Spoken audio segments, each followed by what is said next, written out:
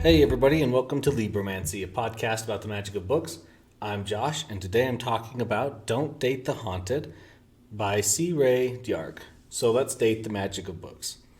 This was a fun, great book. I enjoyed reading it so much.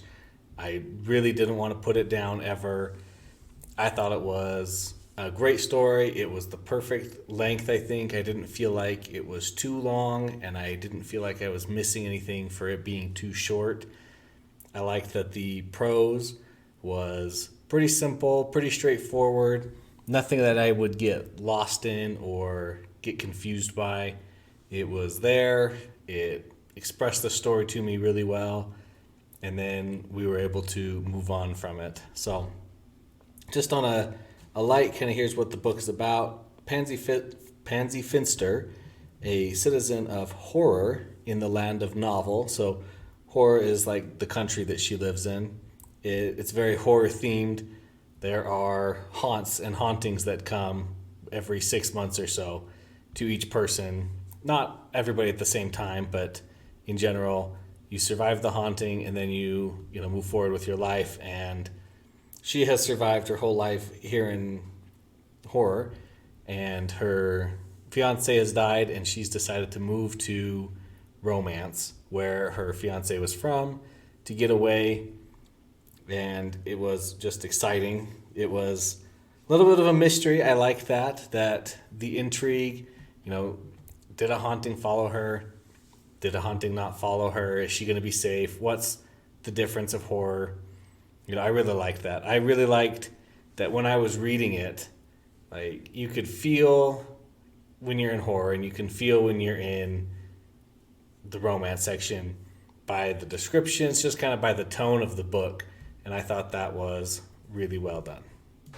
And logically speaking, I didn't find anything was out of the ordinary or remiss or missing. So I really liked that as well. I am very excited to get to the sequel just as soon as I can. So I think we're going to move into the spoiler section of the episode. It was good. We'll get into it more, and let's dive into it. So I loved the epigraphs. The epigraphs is the book that Oz kind of wrote for her that detail how to survive in horror. So it's full of tools and tips, Always carry a gun with a bullet, and make sure you have silver bullets for werewolves, and make sure you have garlic for vampires, and oh no, holy water, you gotta always have holy water. Things not to say. Don't say I'll be back. Don't say where is it. Don't have a mirror in your bathroom, because when you close it, it'll always be there. Just the typical, all of those horror jump scares / horror like tropes. It was just a warning against all of them, and I loved reading the 2 or 3 in each little chapter. I thought it was a great way. I liked that we're given plenty of info throughout the course of the book, and it never felt like it was being info dumped. I never felt like I was getting so much information with no context that I didn't like it. So I loved it. I love that we live in the land of novel, right? And there's a bunch of different categories or like countries to live in. You have romance, you have horror, you have fantasy, you have mystery, the children's, sci-fi, western. And then even within them, you have a little bit of a subgenre definition starting in the romance section, which is the kind of the only one we really see here.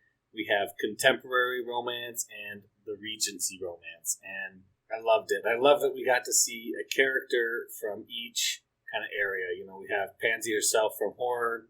We have her roommates, Emma and Heather, from each of the contemporary and the Regency romances.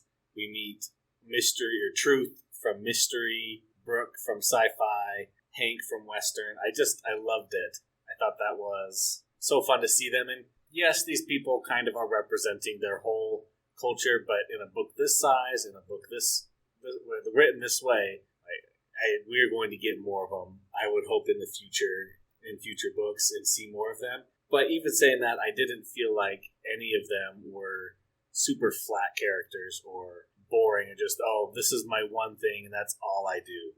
They all had other sides to them beyond just, I'm from sci-fi I like computers. So another thing that I thought was a really cool thing was that in every land there are events. Now in horror they're called hauntings, and they're horror-y and they're scary and you can die. And then in science fiction they are experiments. And one of the characters talks about how, if your family's in charge of the experiment, most likely you'll be safe. But if not, then you run the risk of being killed. And these, if you're chosen, and the casualty rate goes way high. And I thought that was so cool. In fantasy, they're called adventures. You go on an adventure. In mystery, they are cases with a capital C. Like, you have to solve the case.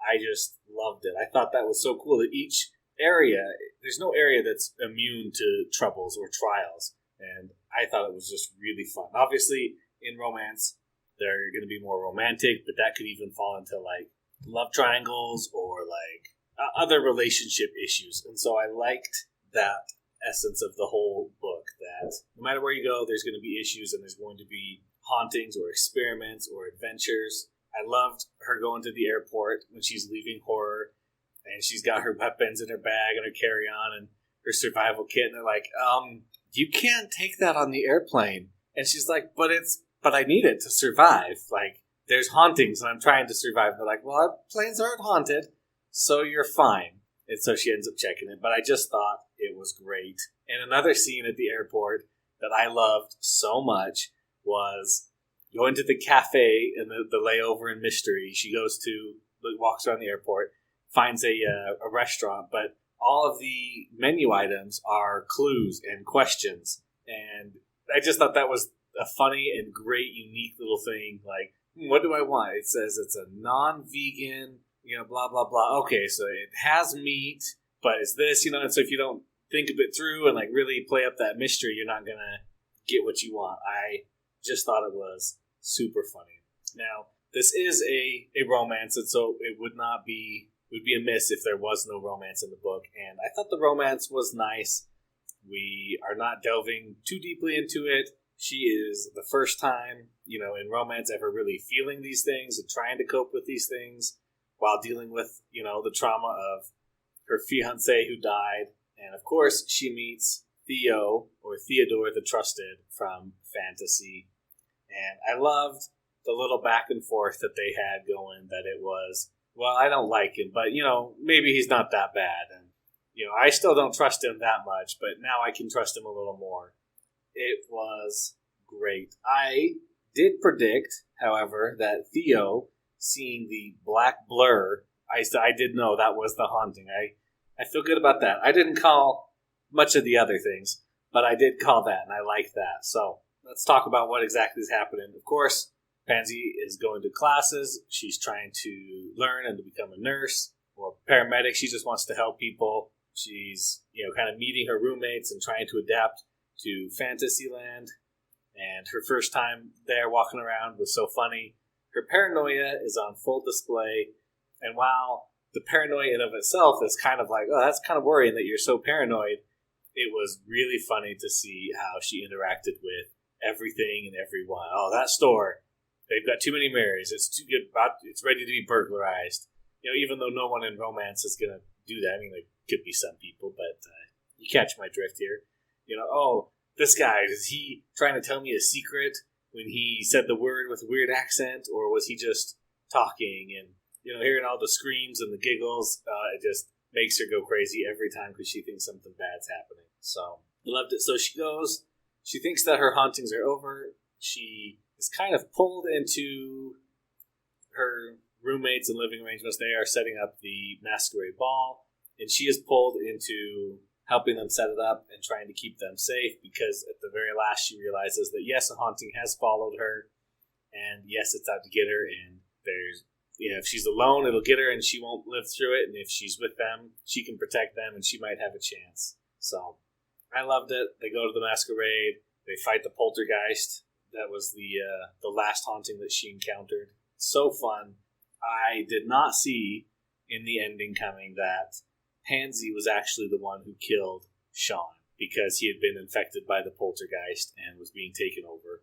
So that was a good trick. I still like that. I did not feel like it was out of the ordinary or exceptionally like, oh, that wouldn't have happened. That's not true. So I liked that. I also like that Mr. E gives everybody a different name in his full name. Jonathaniel, Mr. E, Mystery. Oh, it was so funny. So good at the end. I liked Oz, the guardian angel. He's able to only step in, basically when they've done everything they can and it still wasn't enough. And then he's able to come in and fight and save them. I was pretty sad that Emma died, but if any of them had to go, I'm kind of glad it was Emma. She was from contemporary romance. At the same time, I didn't find her death horrible or like story ruining. I just don't like it when people die sometimes. So that's all for me. But, I thought the storyline was good. The pacing was good. And I am definitely with Pansy that asking people to prom/dances in super elaborate ways is very annoying and impractical. And what a way to do it, So I think that's going to wrap up my discussion of Don't Date the Haunted, though. Thanks for listening, everybody, and thanks to David Hilowitz for the intro and outro music. Of course, if you have any questions or comments, please send those to libromancypod@gmail.com. You can find me on Twitter most of the time at libromancypod, and I'm putting up a calendar on the website at libromancy.podbean.com, just showing what books are coming up next. Please like and subscribe, of course, wherever you get your podcast from. That really helps more people find the podcast. And remember to date the magic of books.